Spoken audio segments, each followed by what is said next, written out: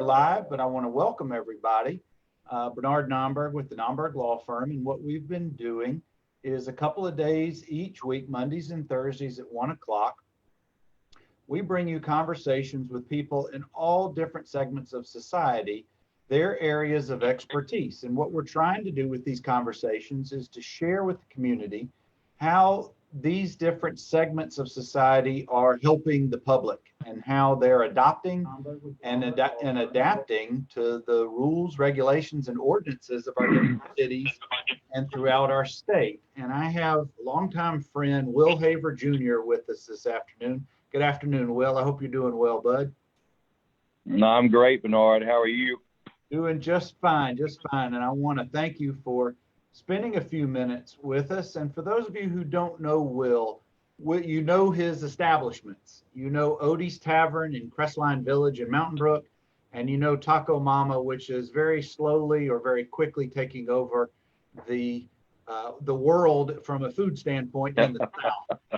Taco Mama has many locations, and we'll get into that in a few minutes, but it's one of our family favorites, and Will has been in the food services and restaurant business for many, many years. And we're going to talk briefly about that first. So Will, outside of that brief introduction, tell us a little bit about yourself and what you're doing these days. Yeah, Birmingham native, Bernard, married to Lee Haver, who I know y'all grew up with. And,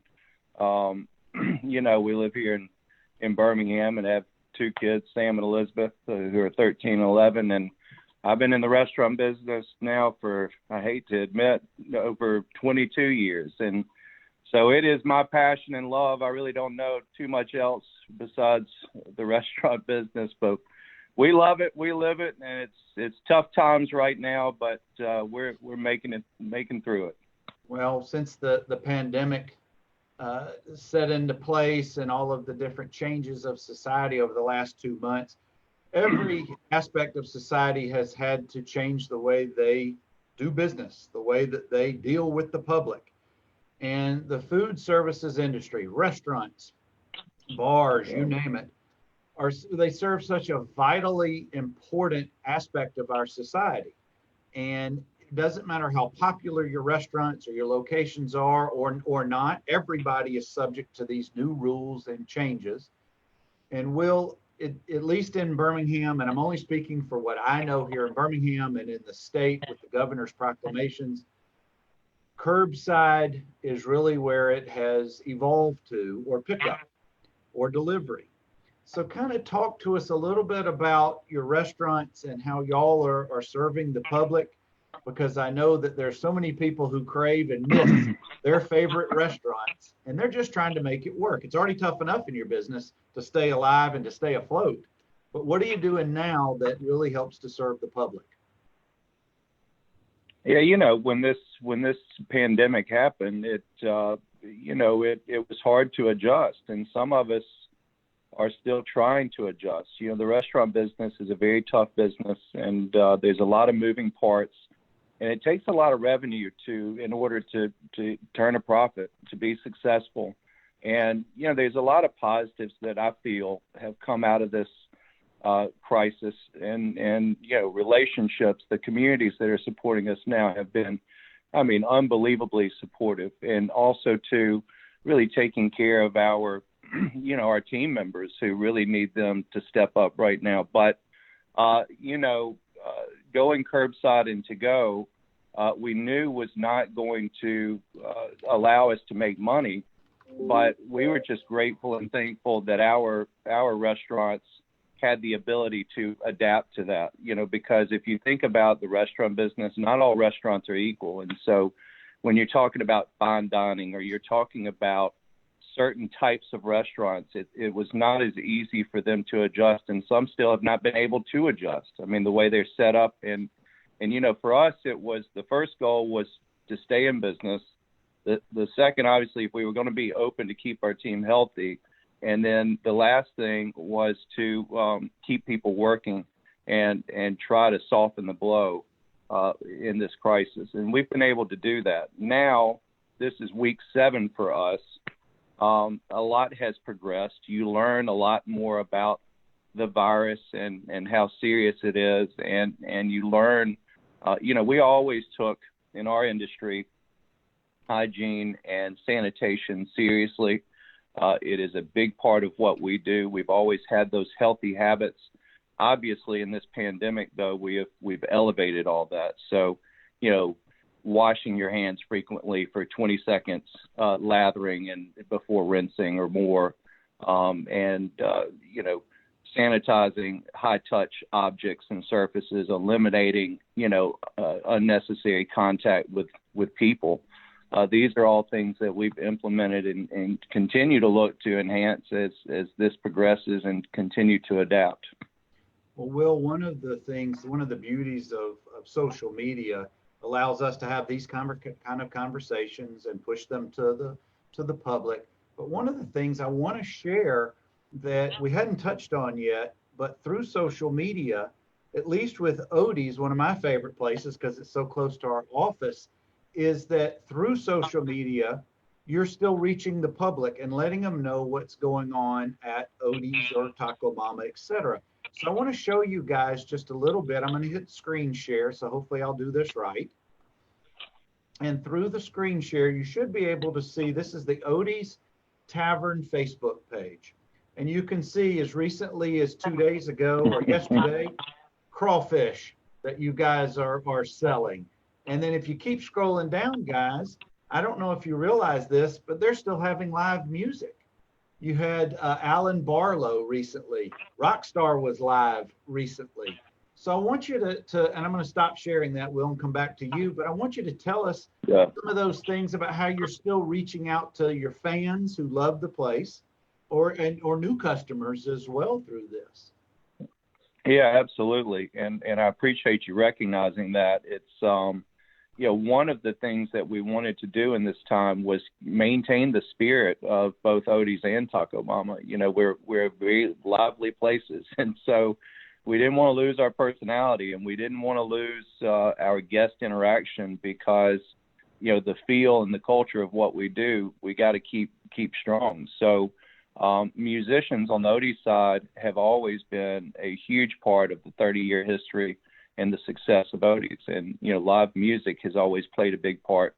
So we got many local musician friends, and we felt like we were in a position to help there and let them, provide an outlet online where they could come. Those guys are missing playing, as well as, it's hard for them too. We've got professional musicians that play in there that is their livelihood. And so, we wanted to do our part, and happy to report Alan Barlow has booked our music for a very long time. He owns Homewood School of Music, and not only is a phenomenal musician, and I mean phenomenal, but is a heck of a person too, and has taken our platform and allowed his fan base to, through Venmo, tip and donate towards local musicians. And I think he's raised, and don't quote me on this, but last time I checked was over $8,000 Wow. just in 2 sessions of playing there that he has then giving to local musicians to help support them. So, and I want to be clear here. He did that, he just did that at Odie's, but it's his talent and his work that brought that money. And we were just glad to be a part. But so that's what we did on the music side. And yes, Rockstar and other great musicians that we have continue to play. We try to do that every Thursday, Friday, and Saturday from 6 to 8. And then, the crawfish was just another idea. Really, Ryan Burris, our general manager at Odie's, came up with that idea. We thought it was a great one and said, hey, it's out in the parking lot. We can keep everybody social distancing, but we can lively up the place with some crawfish. And so we've been doing that every Thursday from 11 a.m. to 8 p.m. and hope to continue that even when we're allowed to go back full capacity so that we can make crawfish. And I think at that time I'm going to introduce some shrimp too. So, we're thinking outside the box, doing everything we can on both Odie's and Taco Mama to at least, keep the spirit up. Well, I was going to say, there's going to be so many positive things that are going to come out of this horrible time in our lives that it never fails to amaze me. Every day I see something creative is coming out of what we're having to deal with. Now, I do have to ask, I don't want to get by. I love Wednesday night trivia. What's going on with that right now? Well, LT and Rockstar and myself did a virtual trivia last week, and just really to get together, and man, people ate it up. We got so many positive comments. We really were just doing it to check in and see if people would dig it. They did. So we're going to start that back next week, next Wednesday. And I believe we did it, Bernard, between, I think we do it 6:30 to 8 p.m. on Wednesdays now, virtual trivia until we can get back. We had a blast. I think it's given an outlet. We do that on Odie's Facebook page. So you just go tune in on Odie's Facebook page. Harry Long, who has been our social media manager and owns a company called 81 Shop, has invested in some great equipment that, you know, the thing is so professionally done, and he's directed that whole thing. And it's worked well. So we will continue that as well. And you're exactly right. You know, I'm a creative. And so, I mean, creativity is my strong suit. And this time, you know, you kind of get a little bit lazy. You know, you take things for granted. You kind of go through the motions at times, which I'm not really into that. You know, I try to challenge myself and the team every day. But, you know, this is one positive that has come out of this is, necessity, having to get creative, having to think outside the box, and you can't be lazy in this time. You've got to use your smart brain and keep moving forward. Go ahead. You still there, Will? Did I lose you? No. Yeah, I got you. Okay. Yep. It is. I think that's what some of the good things about the I keep calling it food service industry because I'm trying to be overall, because it's not just the restaurants, the brick and mortars and the trucks, and right. But it's also the delivery of the foods. It's getting it from the sources. Absolutely. So I know you guys have had on the end the patrons who come to your places, they don't see what goes on behind the scenes per se, but I know in that industry y'all have had to make some real changes. And we don't have to get too deep into that, but I want the public to understand that there's so much that goes on just in the best of times for restaurants that now they've had to really adapt. And I really think that for the patrons' experiences, and I know I'm kind of all over the board here, but I got so many thoughts to go over, Will, and this is one of the things that we try to do. Any delivery person, any wait staff person who we come in contact with, because they're not getting their regular share of customers and patrons to come in, we're over tipping, and it's not considered over tipping right now. 25, 30, 50% sometimes, because the volume of business has just plummeted across the industry. Am I kind of on point here? You're right on point. Yeah, no, you're not you're right on point. And let me tell you what, we have the number one thing that has made us successful, Bernard, is people. And I know everybody says that, okay, but we really live it on both Taco Mama and Odie's, where we don't just work with anybody. The NFL draft was this past week, and you see how much effort goes in by GMs and coaches to pick a player that fits their organization. We kind of take that same approach with everybody. We pay really well, but we want the best, and we don't, we want the like-minded person. So really our team, the importance of keeping our team fed and keeping them employed was a huge driving force for us. We're team first. We think about the people first. And to be in the communities that we're in, people have done exactly what you're doing. I know David's doing, and others. They're stepping up, and they are rewarding great service and understanding the time we need. And our team recognizes that. Our team members recognize that and feel very fortunate to be in the communities we're in with people who do care and do go out of their way, because you are making a difference, probably more than people realize how much of a difference. And also you hit on it too, what people see, the final product behind the scenes. It's a labor of love. Listen, you don't get in this business for the money. You get in it because you love it. You love to please people. But there's so many vendors and farmers, and the food chain is vast. All of it for the guest to see the final product, it goes way deep, and it's a lot of people who are working to provide that. Well, Will, my next question, I want to be crystal clear to the community. Sure. My next question to you is not about your franchise, your company, not about Odie's, not about Taco Mama, but the industry as a whole.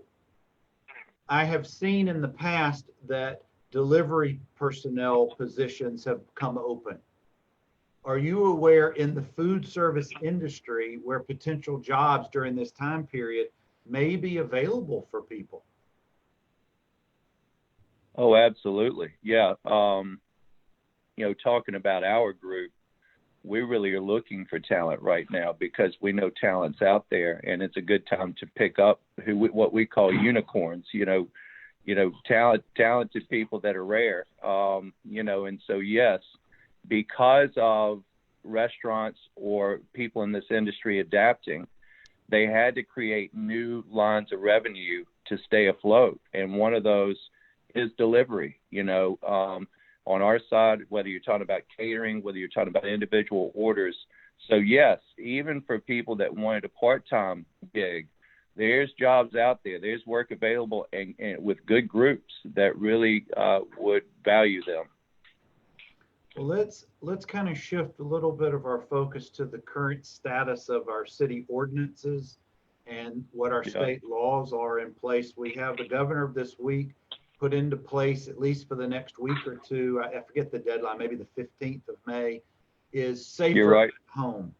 And that's what they're calling it. It was stay at home or stay in place, and now it's safer at home, and it's an elevated or a graduated progression to hopefully getting back into some normalcy of society.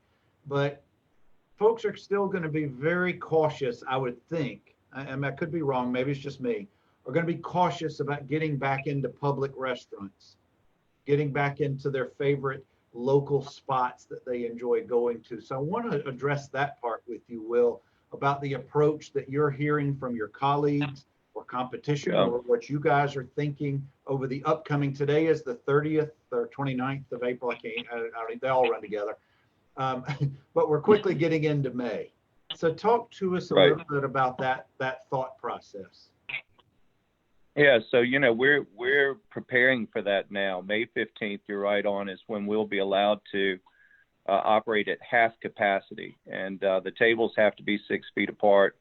6 guests or less can dine at a table. And when you start looking at 6 feet apart, it does not allow you to have many tables to do it properly and to keep people safe. So there's going to, the restaurants are going to ask those that are fortunate enough to be able to adapt and provide this service are going to really need the patience of the guests, because we just don't have the capacity. But at the same time, at least we're allowing another stream of revenue in. It's not going to be enough, in my opinion, that is going to allow us to make money, but it'll allow us to keep people working and pay some bills. So that's a big driver. What we're talking about right now to prepare for that is we've told our team and constantly communicating to our team, we've got to earn the trust of the public, because you're exactly right. You've got 50% of the people who have a certain feeling and 50% of the people who may not take it as seriously, but you've got to take it ultra serious, because we're trying to please everybody. We're trying to take it as serious as the most serious person would take it. And to make sure that we don't create any anxiety, that we earn trust and eliminate fears. And we're doing everything we can to do that. So we have a good game plan. We're communicating that game plan now. We're training, we're scripting, we're going through scenarios, we're role playing to try to anticipate as much as we can, because we do think from an optics standpoint, showing people that, we're deliberately sanitizing high touch surfaces, all surfaces, objects, calms a lot of nerves. So that's how we're going to approach it.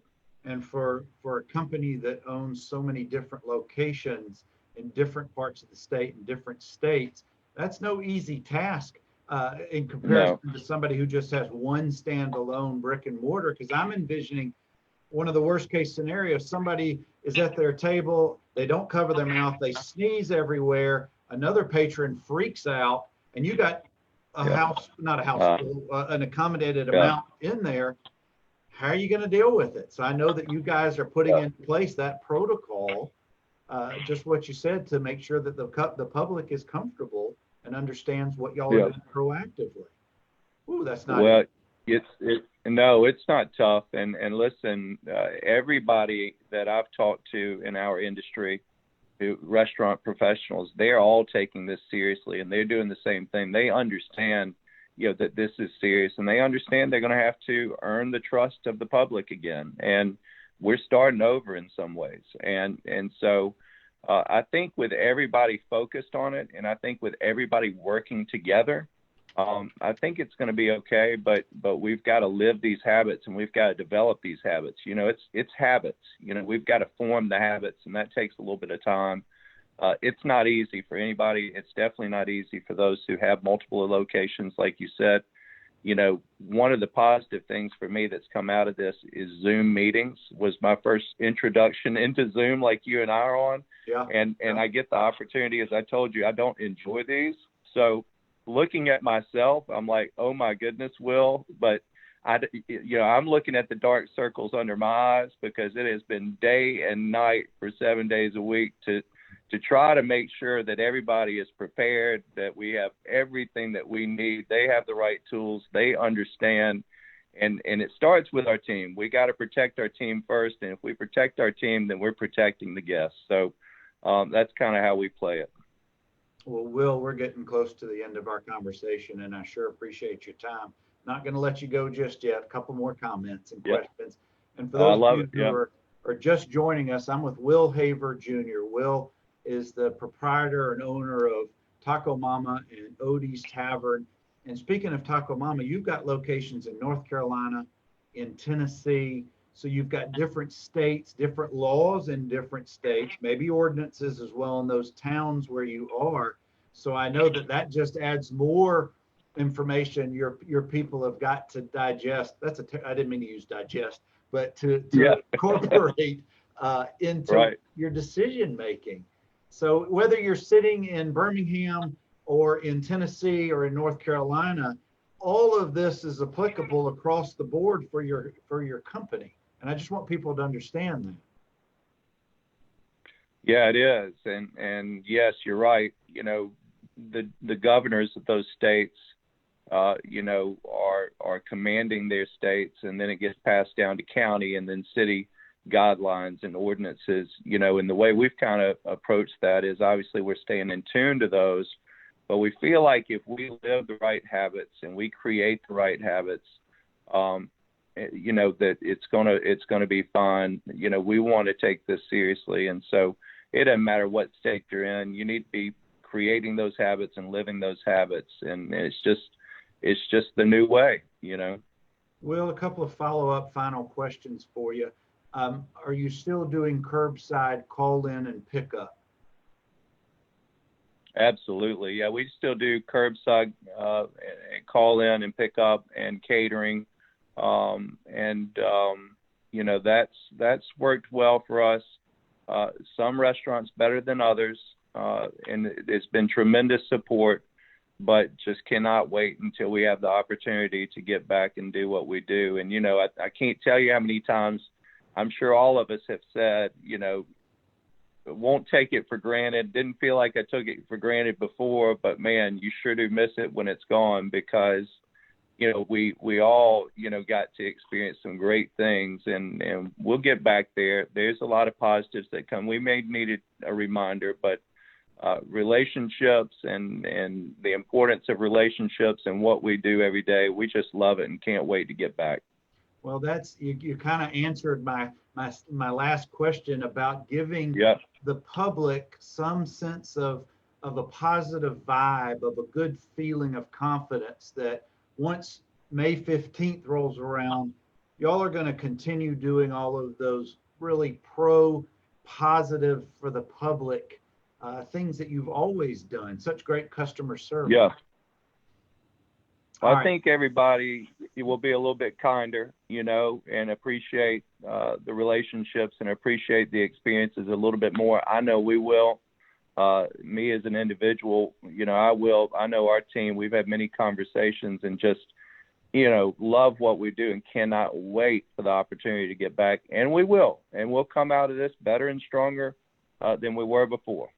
Absolutely. And I have to ask this question because 4 different people have Yeah. asked me from Dothan, Yeah. from my hometown, Lee's hometown, David's hometown. Yeah. When are you coming to Dothan? You don't have to answer that question, but you know that there's the desire and the want. Hey. Well, that as you just stated, that's where my wife and her family's from. So we got a lot of friends there. And so the text messages always happen. We love Dothan. We got enough to say grace over right now. So, but maybe one day. Maybe one day. But guys, you've heard it from one of the best restaurateurs here in our state and in the South, Will Haver Jr., telling you how they're doing business, how the industry as a whole is adapting. And Will, thank you for your expertise. Thank you for your time and sharing with us and helping the public to understand just how tough it is for the brick and mortars and for all of those businesses that we love to visit. We're going to get back there, just gradually, day by day, we'll get there. But thank you, Will. I sure appreciate it. Hey, man, listen, I enjoyed it. I love you and David. Appreciate y'all. And let me say one last thing. When we come out of this, please don't forget about your small businesses, and please don't forget about, there's so many great restaurants in Birmingham. The culinary scene is really dumb. People take it for granted. Please, they're going to need your support, not just us, but I'm going to be out eating and tipping and taking care of people. But please, it's a lot of great people in Birmingham. So that's all. Just need everybody's support when we come out. Amen to that. And guys, as we've been doing for the last several weeks and for the upcoming next several weeks through the end of May at least, on Mondays and Thursdays at 1 o'clock Central, I'm having conversations with industry leaders like Will Haver Jr. and many others that we've got lined up about how this pandemic is impacting our society and how we're dealing with it in each of those areas of society so well. Guys, y'all be safe. We'll talk to you again another time. Be well.